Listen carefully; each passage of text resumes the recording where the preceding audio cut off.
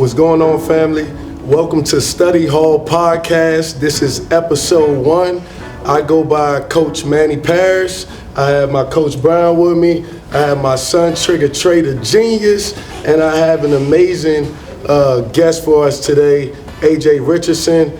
Before we even kick off, I just want to tell you guys a little bit about why we're doing the podcast. Study Hall is really just a platform where we bring in guest speakers and we talk about real things. We talk about life. We talk about opportunities and how we can use basketball as a tool to elevate us in life, on and off the court. So before we get started, we like to start all our episodes with the 6 degrees of separation, but we just talk about how everybody really is just 6 degrees of separation apart from each other, right?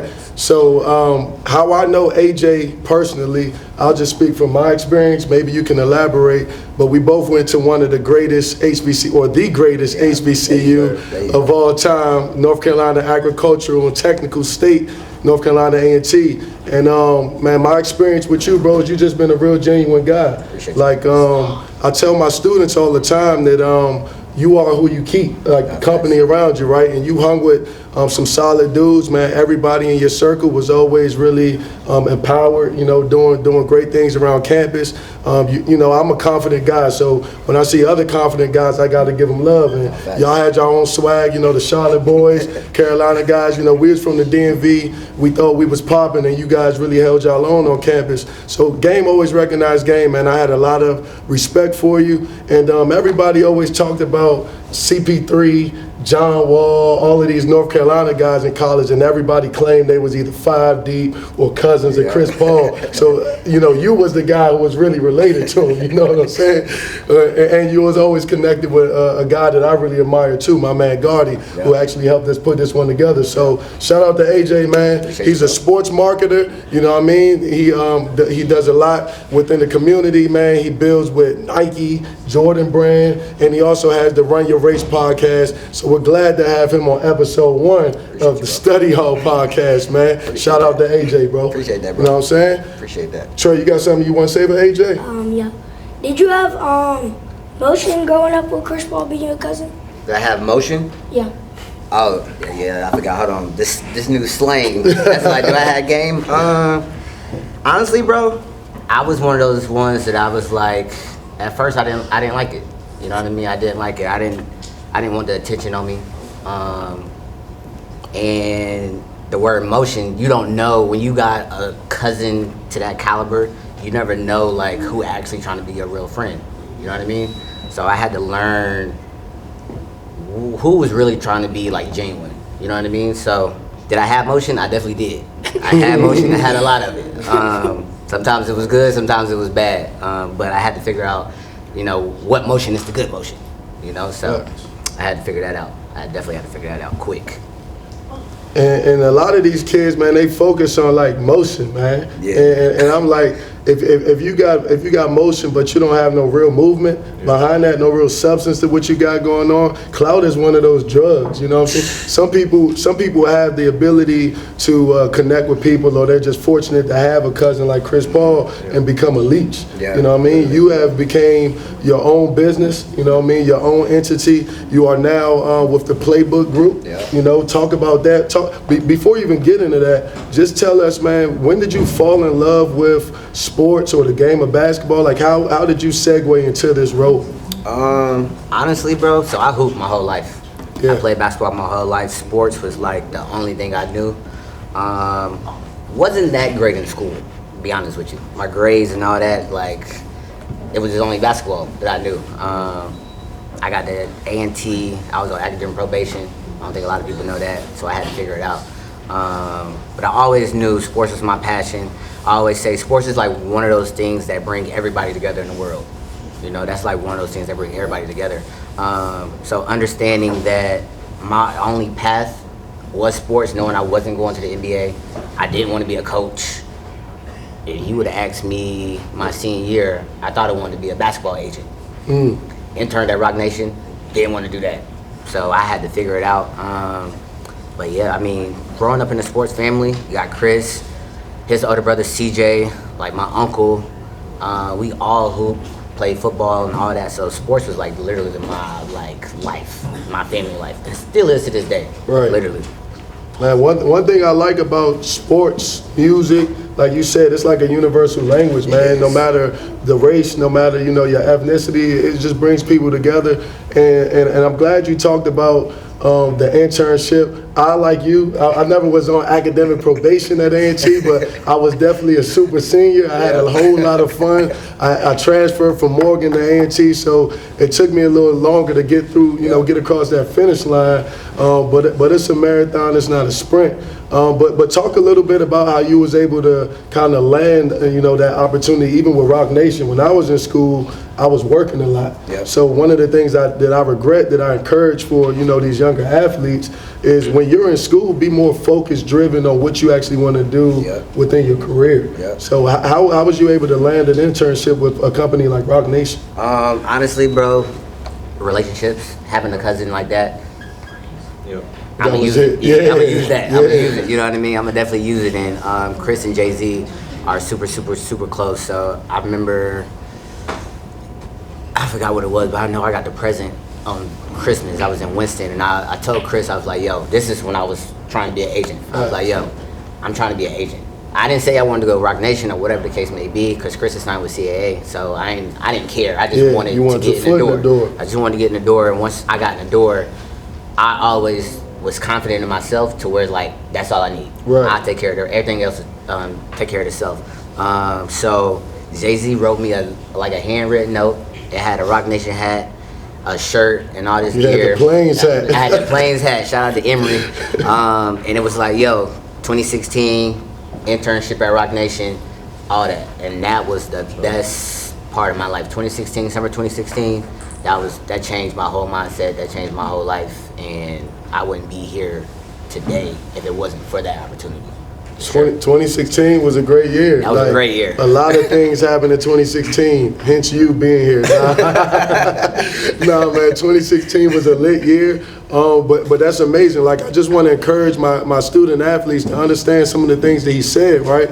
Like, he just wanted a pinky toe in the door. Yeah. That's what I tell people, like, just give me the opportunity, but make sure that you're ready when that opportunity comes your way. Like, if he was a guy that wasn't, you know, on his P's and Q's, imagine if he let Chris Paul down. Yeah. Like, I'm sure you guys, you're not the only cousin in hoop. I'm sure you're not the only relative, right? So you have to make sure that, you know, you seize the moment with those opportunities. And that's something I preach to my kids. But I think Coach Brown wants to get a little bit, you know, deeper and talk more so about like different struggles that you had along the journey. 100%.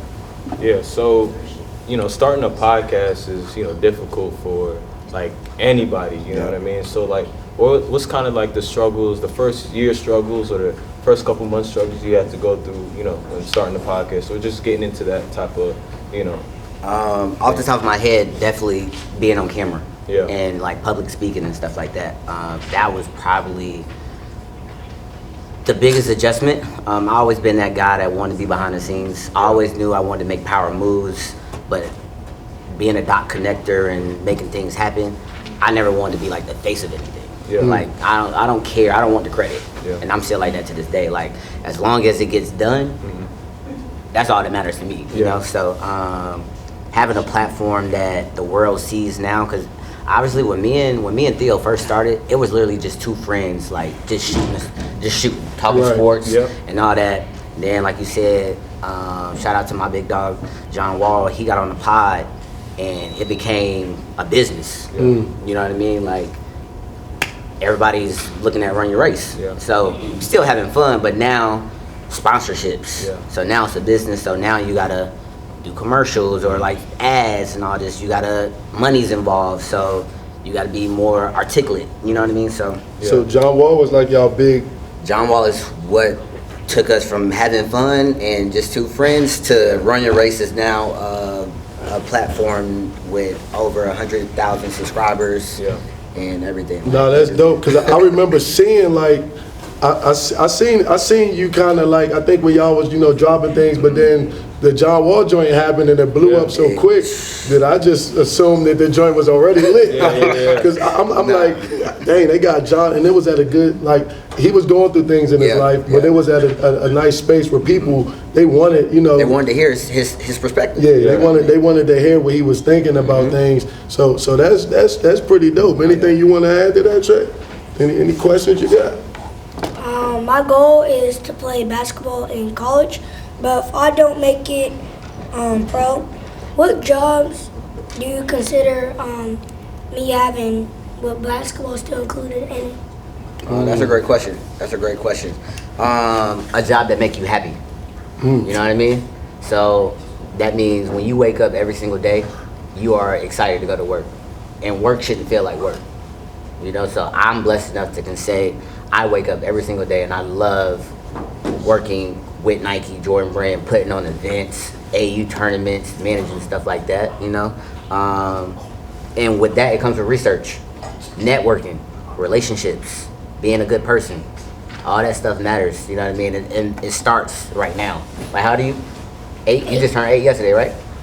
So that starts right now, you know what I mean? So you got great father figures, you know what I mean? You got great mentors.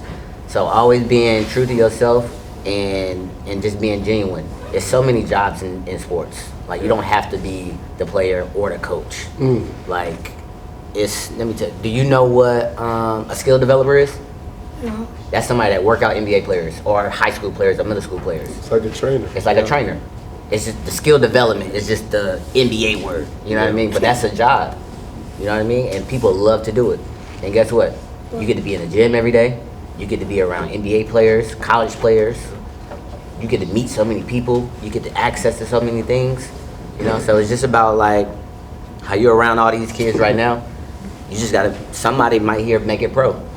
And then they might realize you was the one taking care of them at a younger age. So when he go pro, he might be like, yo, move in with me. You know what I mean? Now you might become his manager. That's another job. You know what I mean? And guess where all that stuff came from? You being a good person and having those relationships. So that's what I would say. Make sure you're doing something that makes you happy every single day. I'll be telling these youngins, like, what do they say? Your network is your net worth. Yes, you know what I mean? Your network is your net worth. Who you know is just as important as the money in your pocket. 100%. You know what I mean? Like, building relationships, your face card, extremely important. Yeah. You know what I mean? I think that's extremely important. But you mentioned kind of like the AAU space, right? So, I moved to Charlotte 3 years ago, started my own platform, my own grassroots organization, About a Bucket. We're now on the Puma circuit. I know you guys do Nike, Jordan, with EYBL and all of that. I network with a lot of guys within the industry. It's a lot of politics. It's a lot of drama in that, and I like to keep it like straight about the kids, the development of the kids. And like you mentioned, I tell these guys the relationships that you're building now, I still got friends from when I played AAU. 100%. I got some guys that made it pro. I got some guys that went D1, and I'm able to still leverage those relationships. Not that I'm using them, but like you said, I've always been solid. My face card is kind of valid. So like, in terms of that aspect, because a lot of these kids now are playing AAU. I was telling my kids today, like, you guys have to understand the brand aspect of it, the business aspect of it. How do you encourage these kids to market themselves without chasing the clout, but making sure that they're getting their names out there and building their own brand now, especially with NILs and all that? That's a good question. Basketball is such a business now at an early age, which is so shocking to me, and I honestly don't like it. Like, I really don't. It's so stressful because at the end of the day, I want kids to still be kids. Right. You know what I mean? And like, you might be 6'9", 8th grader, and you might be like the #1 8th grader in the country. Facts. 3 years, when you get to the 12th grade or something like that, you might be sorry. Right. But we just put all of our eggs in this basket when you was in 8th grade, and you got this money so early that you lost the grit, you lost the grind, you lost the passion, lost the hustle. You lost the hustle for it. So for me, I would always say fall in love with the process. Everybody has trainers now, which is a good thing, which is crazy. But like you gotta like sacrifice something. Yeah. You know what I mean? And Chris always like instilled this in me is, what is your why? Yeah. You know what I mean? What is your why? Why are you playing basketball? Right. Is it for the girls? Like, that's cool. Is it for the money? That's cool. Is it for your mom? Like, know what your why is. So you gotta know the motivation. You gotta know the motivation. So to market yourself, obviously social media, you know, everybody got a highlight take now and stuff like that. But I mean, Chris always says is, if you good enough, they gonna come find you. They gonna come find you regardless. Yeah. So if you put in that work, you put in the work, they gonna come. Everything comes, like, if you actually work hard and you still got that passion for the game. Yeah. I got a question. To your point that you made, you was talking about just kind of trainers. My question is, do you feel like maybe trainers kind of like help kind of take away like the love out of the game? Because when I was, when I hooped, I never had a trainer. It was outside. I always like, if I knew I loved the game when I was able to go without my parents telling me to go somewhere. You know what I mean? I was able to hoop without no one being in the gym. So like, can you kind of go into like, I guess like the trainers of today's game and how you feel like, if you think that's kind of like taking away the love out of the game? I ain't gonna say it takes away the love completely. Yeah. I do think some athletes don't need trainers. Yeah. Because what you work on in practice is totally different from the game. Yeah. You know what I mean? So Exactly. like, you got trainers that just be coming here doing Euro steps, just spot shots and spot shooting and stuff like that. And then you put them in the game, and it don't translate. You know what I mean?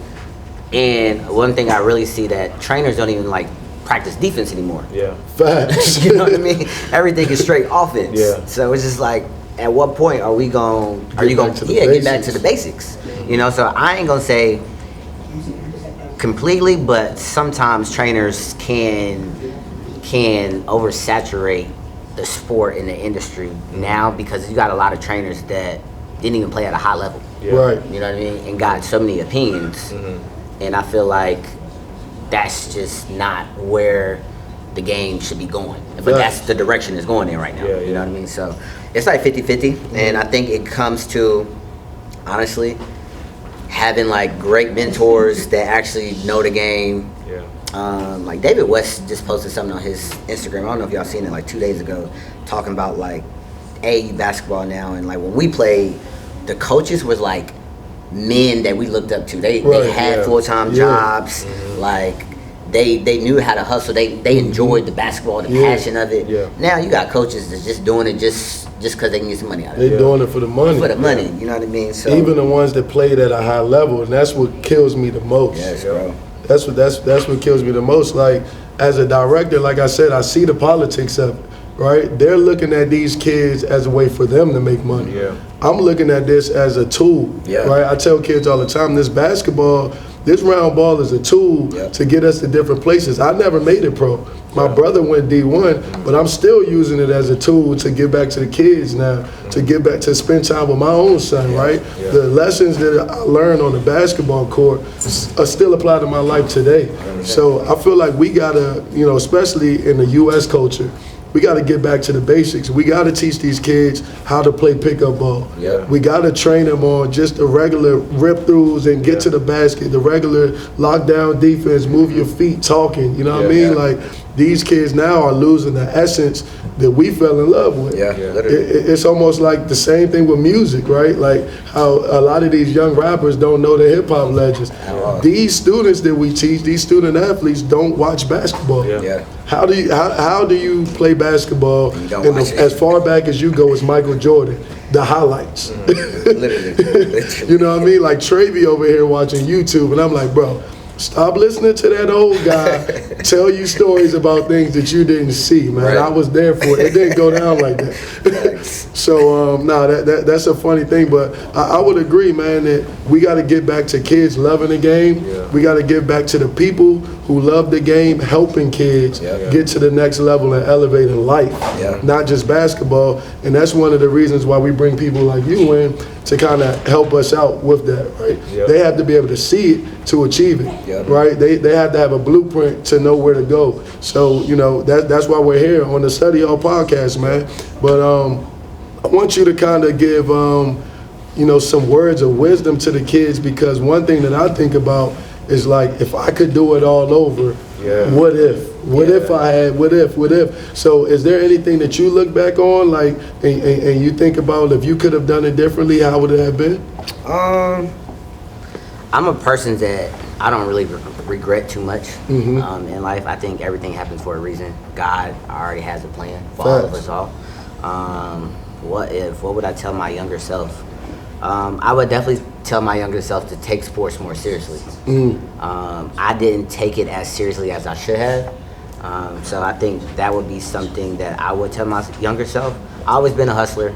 I always had like the passion for sports, but I didn't take it as serious as I should have to like get to the next level, play at a high level and stuff.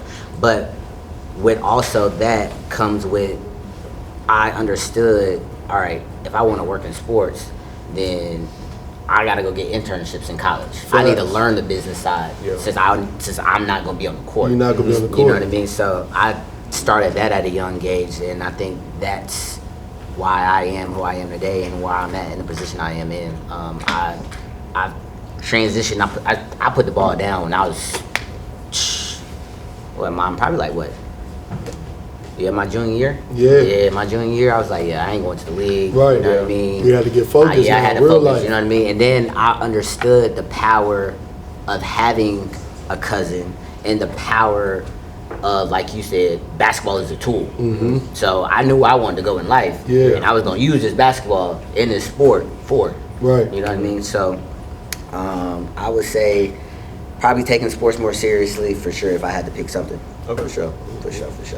No, that's dope, and it's crazy how things be correlating, because same thing with me. Like my junior year, I broke my knee.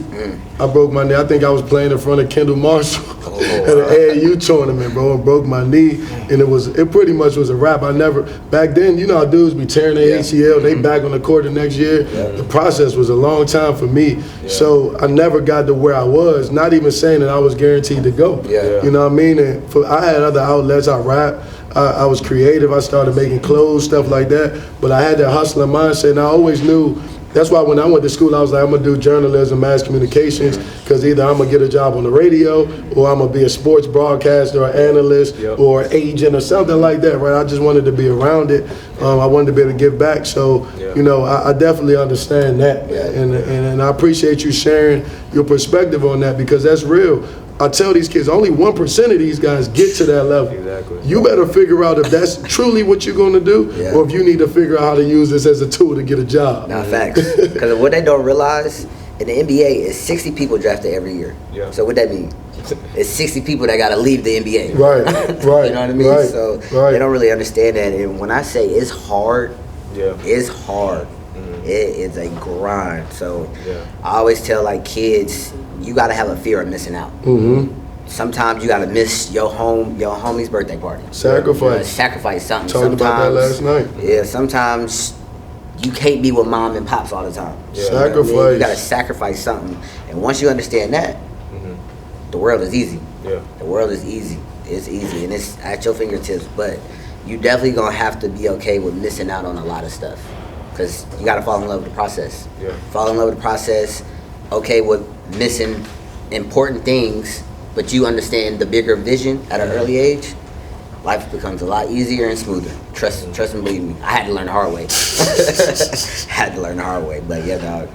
Nah, man, I would agree, bro. And Brown, you know, man, what do I tell the kids? All the kids, what do I say? How you do something is what? How you do everything. How you do something is how you do everything, bro. If you BSing on the court, 9 times out of 10, you probably BSing in life. You know what I mean? So you got to lock in, you got to focus, and if you want it, you got to truly go get it. Like if you want to do this, you got to put in the work. And I would agree, man. The reason I go so hard with coaching is because I know as a player, you know, when I was younger, I didn't do everything everything I needed to do. I made sure my brother did though. He went D1 and worked out. A lot of guys he came up with that I consider like brothers. Like shout out to Sadiq Bey. I watched him grow up as a kid, man, and now he's pro. We got another youngin, Jaden Mustaf right now. Georgia Tech, he's doing his thing. And shoot, even on my team now, bro, I think I truly got I got one of the best kids on the state. No doubt. Yeah, Denham Love. He just won, the world championship at AAU last year. He's a good kid, but I'm telling him, like, it's a good kid on every team, in every city, in every town. If you want to get there, bro, you got to put in the work. And now you playing against, like, international, so you're competing around the world. And then you get to college and you competing with men before you even get there. You know what I mean? So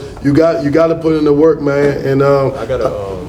just to answer the question, you was talking about how, what's advice you would give to your middle school self? Yeah. I feel like some things I feel like the kids don't know nowadays is just like not caring what other people think. You know what I mean? Like when I was in middle school, I always wanted to stay cool. You know what I mean? I was good at basketball, but I also just kind of cared what everybody had to say, and it kind of bothered me sometimes. And I feel like that's why I kind of got off that, I was just a little unfocused. So I feel like just making sure that if you have a goal, making sure you get to that goal without, if anyone thinks that you won't get to it, it doesn't really matter. Yeah, so I feel like that's one thing I would definitely tell my younger self.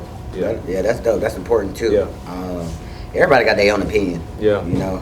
Opinions, especially when you get in the industry. Yeah. Everybody gonna have something to say. You know what I mean? But like you mentioned earlier, if you know yourself, then none of that other stuff matters. It don't matter. Just know yourself, then none of all that other stuff is just outside noise. But at the end of the day, everybody's gonna have an opinion. Everybody's gonna have something to say. Yeah. Ain't too much you can do about that. You know what I mean? So I agree with you on that for sure. Yeah, kings not involving themselves with the opinions of peasants, bro. You know what I mean? But I know Trey, man. My son, I will say this, and I coach him too, and I'm trying to get away from it because I can't fall in the daddy ball situation, right? But Trey a beast, man. He been around the game for a while. He's smart. He's intelligent. We call him Trey the genius, not because his head big, but he got a little bit of brains in there. But we argue all the time around the house. Who's the best this? Who's the best? Chris Paul was one of my favorite. I like Kid. I like Chris Paul. I like Steph. Not Steph Curry, the real Steph. My Steph was Steph Marbury. I like Curry too, but to me, he more of a two guard. You know what I mean? Telling people that. Of course, you got to show love to Magic. And right now, I love Kyrie because he gets to it. He does everything. I'm a Knicks fan though, so Jalen Brunson hot. JB going crazy right now. JB going crazy. But Trey, this segment of the show is what we like to call Trey's Hot Takes. So Trey, tell us who you rocking with and what you think. I'm about to give y'all my top 5. Okay. All time or right now? All time. All right, what you got? 1, Steph Curry. All right, that Okay. makes sense. 2, Kyrie. 3, Magic Johnson. 4, Chris Paul. Okay. Okay. 5,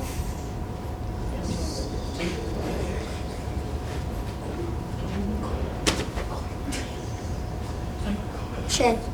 Shay? Ooh. Shay, okay, that's not bad. Hey, yo, I swear, I thought you was going to say Iverson. That's why you wear 3 and all that, but you going to say, hey, Shay's not a bad pick. Shay is not a bad pick. Yeah, Shay That is actually solid. a good pick. I think Shay might be my favorite guard in the league right now. Maybe favorite player. He's definitely my favorite player in the league right now. Shay gets to it. Do you have a go-to? If you was to name your top 5 guards, who would it be? My top 5 guards. I know you got to be biased. Yeah, for sure. I mean, I had this conversation with a lot of people, and I am biased. Chris would definitely be, Magic Johnson would be number 1. For sure. Okay. I mean, Respect. he had the size, you know what I mean? Chris would definitely be number 2. And the reason I say that is a lot of the other guards that I probably named, they don't play both ends. Yeah. Facts. Chris played both ends. He played in the Western Conference his whole entire career. Facts. Yeah. You know what I mean? That's tough to do. And won with everybody. And won. Yeah. You know what I mean? He ain't win a big one, but he won. He won. Yeah. You know what I mean? Everybody, like, he was able to, like, get so many players paid. You know what I mean? He know the game, his IQ level. And people don't realize he's 5'11", 6 foot. Exactly. Yeah. Like Exactly. that's hard. Yeah. That's hard to do something like that at a high level for 21 years is crazy. So Magic, Chris, definitely got to go J Kid, AI, because AI he just changed the culture. Like, AI is AI. We probably ain't gonna never see another that. Yeah. And then definitely Shay. Yeah. Definitely Shay. Nah, that's lit. And I feel I didn't have AI on my list, did I? I should have, because I don't really consider him a point guard though. He ain't like the Steph. My list different. What's your list? What's your list? Nah, let me hear it. Guard Yeah. too, My list different. I don't got the Magics or I don't got the old guys on the list. Cause you a young dude. Yeah, I was about to say I ain't watched them growing up. I definitely got Chris. My list is not like in order, but I got Chris Paul on there. Okay. I got Kyrie, and I got who else? I got John Wall. I like John Wall. He's like That's a a good baby one. Bron for me. Yeah. I like John Wall. Another point guard, Shea got to go on there. And then I mean, is Bron not a point guard? Is he not a point guard? No. He a point forward. I He a see why point you forward. say I that. can see that, but you I might mean- as well just say Magic, because Yeah, that's where that's his Magic point. was Bron. That's Okay. Magic. Bron. Okay, instead of Bron, then I'm gonna go Steph.